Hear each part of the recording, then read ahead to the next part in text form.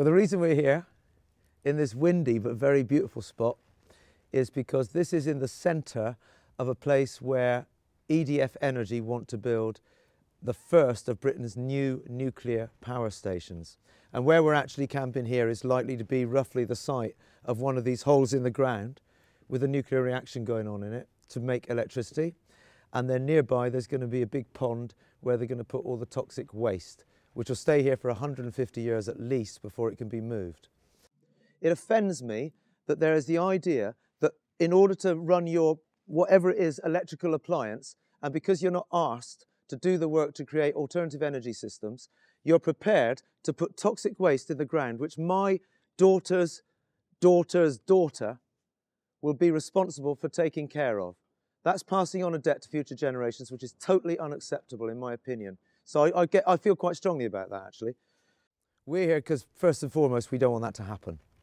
It's a ridiculous decision to commit ourselves to building nuclear power stations when we know for a fact that we could do the same by insulating everyone's homes, creating energy efficiency, getting rid of people dying of hypothermia, all of that, and we could have wind farms and stuff offshore. That has been established, but the figures were fiddled.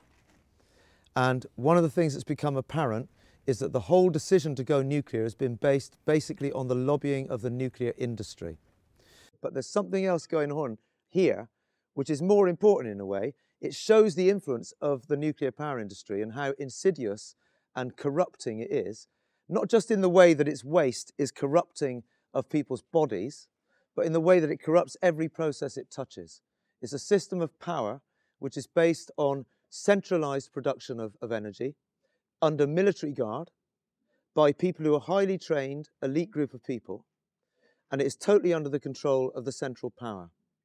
It's a form of energy which isn't accessible to democratic control, and yet the people who have to take care of it and have to deal with it if it goes wrong are all the people who've had no say whatsoever in whether it happens or not. And that includes all the generations yet to come. Yeah, I'm a local resident. I live in Bridgewater. Heard quite a bit about the campaign, decided to find out a bit more about it.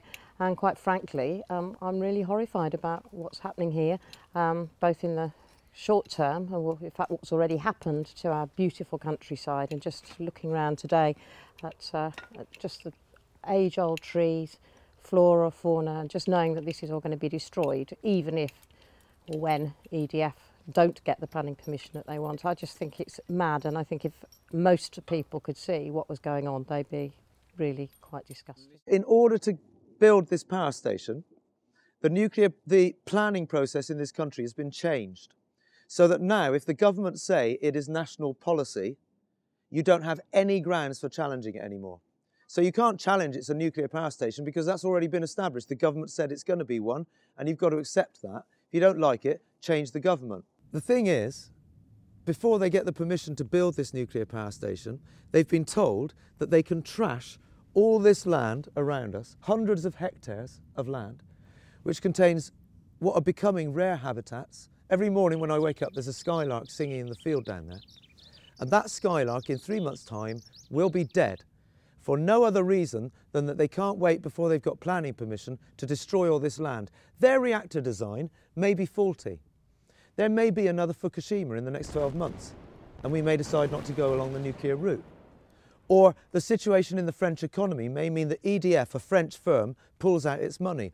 Any of those things could happen, but they have got permission to destroy all this part of our Somerset and our British heritage, and I'm not being nationalistic, this is the common heritage of everyone here, all that to be destroyed before they know if they're allowed to build. Now, either that means that they are absolute vandals, because anyone who does that in my book before they know if they can build would be a vandal, or they already know they're going to get permission. And if they know, and this is the nub of it, if they know they're going to get permission already, then that means that the next 12 months of public consultation at vast amounts of public expense, so much so that Sedgemoor Council cannot set their council tax rate at the moment because they don't know how they're going to raise the money to peruse the plans. There are so many thousands of pages of planning that they have to go through. All of that is totally bogus if they've decided to build already. And that is a complete perversion of democracy. So there's one of two things under attack here. Either it's democracy or it's actually the natural world, one or the other. It's wanton vandalism to destroy this until you've got planning permission. I'll just say something else that I find as a parallel, which is the planning law issue. And at Aldermaston, the planning permission for massively rebuilding and changing the infrastructure there was given the go-ahead from a parish council, district council level meeting. These are international issues, these are global issues, and the planning permission for this sort of installation should be way beyond a parish council issue. It's not even a county council issue. This is at the very least a European planning issue. If I had a tree preservation order on an oak in my garden and I applied to the council to build a conservatory and they said, well, look at it, it's going to take 3 months, and I said, fine. In the meantime, can I cut down the old oak anyway? You'd be arrested if you did it, actually. It would be such a breach. And England could be in a real position to become a world leader in alternative energy. And people have been pushing it for a long time. And they're losing it left, right and center. They've lost it to the Danish because they've been doing that for the last 15 years. And now the Germans have gone solar. And, you know, being Germans, the nation that they are, they have already have several years advance over the English. So it's...